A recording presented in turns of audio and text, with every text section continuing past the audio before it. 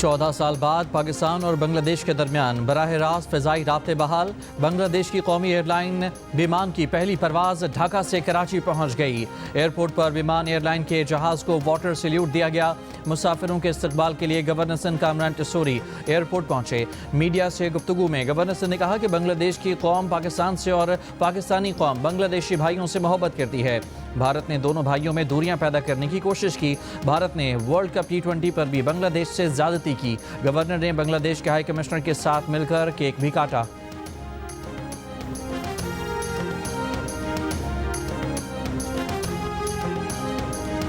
Gutter में गिरकर मां बेटी की हलाकत पर मरियम नवाज ने लाहौर इंतजामिया को उधेड़ कर रख दिया। कहा इस वाक़े और कत्ल में कोई फ़र्क नहीं। प्रोजेक्ट के डायरेक्टर, मैनेजर, सेफ्टी इंचार्ज और कंसल्टेंट समेत 6 अफराद को फौरी गिरफ्तार करने का हुक्म। Commissioner Lahore, DC, AC, DGLD और MD वासा भी बराबर के जिम्मेदार हैं। इन सबको सज़ा मिलनी चाहिए। खुसूसन असिस्टेंट कमिश्नर को सज़ा मिलनी चाहिए। नाअहली छुपाने के लिए मुजरिमाना कहानियाँ घड़ी गईं। इदारों की गफलत और नाअहली से 2 कीमती जानें ज़ाया हो गईं। सारी बातें बेमायनी हैं। सवाल यह है कि तामीराती जगह को सिक्योर क्यों नहीं किया गया। खातून नाले में 3 किलोमीटर दूर चली गई। लाहौर की इंतजामिया कहती रही कि कोई गिरा ही नहीं। जो असिस्टेंट कमिश्नर तामीराती जगह का दौरा ही नहीं करते, वो किस बात का असिस्टेंट कमिश्नर है।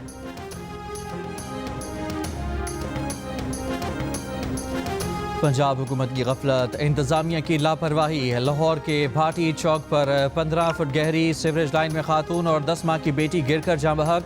इंतजामिया ने तलाश के बजाय तकनीकी सवालात खड़े कर दिए। तलाश का काम ताखीर का शिकार होने से 2 जिंदगियां ज़ाया हो गईं। खातून की लाश रात गए निकाल ली गई। बच्ची की लाश 18 घंटे बाद निकाली जा सकी। रिश्तेदारों और ऐनी शाहिदीन का कहना है कि बच्ची रिदा फातिमा माँ के हाथ से छूटकर सीवरेज लाइन में गिरी, जिसे बचाने सादिया ने भी छलांग लगाई। सड़क किनारे कई फुट गहरी सीवरेज लाइन, मैनहोल पर ढक्कन या कोई रुकावट नहीं थी।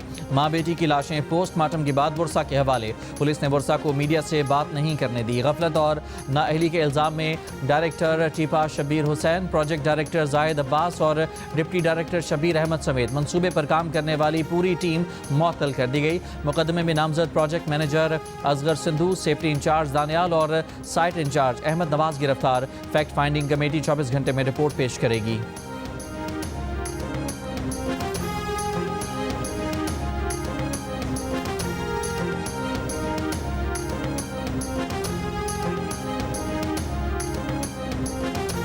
वज़ीर आला पंजाब मरियम नवाज ने कहा है कि भाटी गेट के वाक़े और कत्ल में कोई फ़र्क नहीं। जिस जगह खातून गिरी वहाँ लाइट नहीं थी। पेनाफ्लेक्स लगाकर साइट बंद की गई, लेकिन रोशनी का कोई इंतजाम नहीं किया गया। तामीराती जगह पर किसी किस्म की पार्किंग नहीं होनी चाहिए थी। वहाँ कोई पार्किंग बनाकर पैसे लेता रहा, किसी को भी मालूम नहीं। ट्रैफिक पुलिस कहाँ है, महकमा पुलिस कहाँ है, इन्हें क्यों नहीं मालूम कि यहाँ कोई पार्किंग बनाकर पैसे ले रहा है।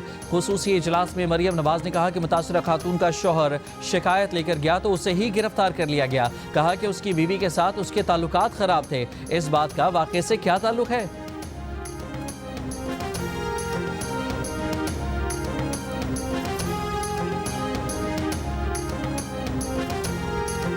भाटी चौक पर मां और बच्ची के सीवरेज लाइन में गिरने के बाद इंतजामिया के वाक़े को दबाने और मीडिया को गुमराह करने की कोशिश। पहले मां और बच्ची के गिरने की इतला को फेक करार दिया। कहा कि ऐसा कोई हादसा पेश ही नहीं आया। तकनीकी तौर पर इस होल में किसी इंसान का डूबना मुमकिन ही नहीं। पुलिस ने भी इब्तदाई तफ्तीश में वाक़े को मियाँ बीवी के झगड़े का रंग देने की कोशिश की। बीवी के साथ शौहर के तनाज़े और संगीन इल्ज़ामात की रिपोर्ट बना दी। शक की बुनियाद पर शौहर समेत 3 अफराद को हिरासत में भी ले लिया। बाद में रिहा कर दिया गया।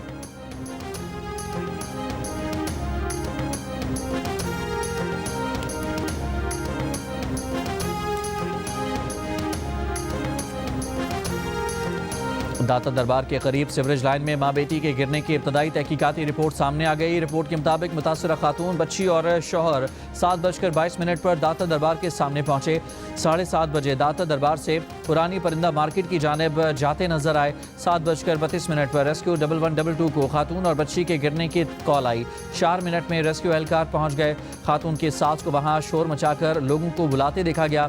1122 के अफसर के अपने किसी अफसर को भेजे गए ऑडियो मैसेज ने मामले को उलझाया। ऑडियो मैसेज में फारूक अमजद ने कहा कि उन्होंने अपने तौर पर तहकीकात की हैं, ऐसे वाक़े का कोई चांस नहीं। सेक्रेटरी रेस्क्यू रिजवान नसीर का कहना है कि यह मैसेज क्यों और किसको भेजा गया, इसकी तहकीकात कर रहे हैं।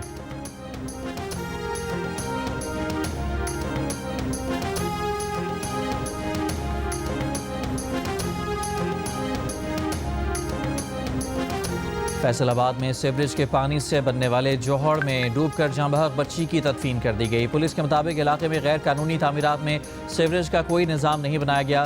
खाली प्लॉट में जमा होने वाले पानी में डूबकर बच्ची की जान चली गई। बिल्डर के खिलाफ मुकदमा दर्ज। पटवारी की मुद्दत में दर्ज मुकदमे में बच्ची की हलाकत का जिक्र ही नहीं। गुज़श्ता रोज़ 2 साल की परवीन घर के करीब गंदे पानी में डूबकर हलाक हो गई थी।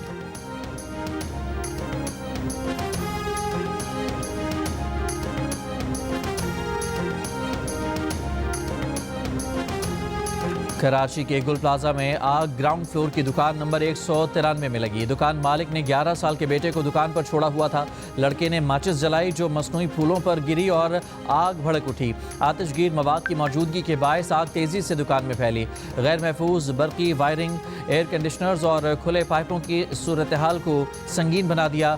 फायर टेंडर्स को पानी की फराहमी में नुमाया ताखीर हुई। पहला वाटर बाउजर रात 11:53 पर पहुंचा। पानी की मुसलसल फराहमी रात 12 बजे के बाद शुरू हुई। लोगों को निकालने के लिए लोहे की रॉड्स को काटने के लिए आलात मौजूद नहीं थे।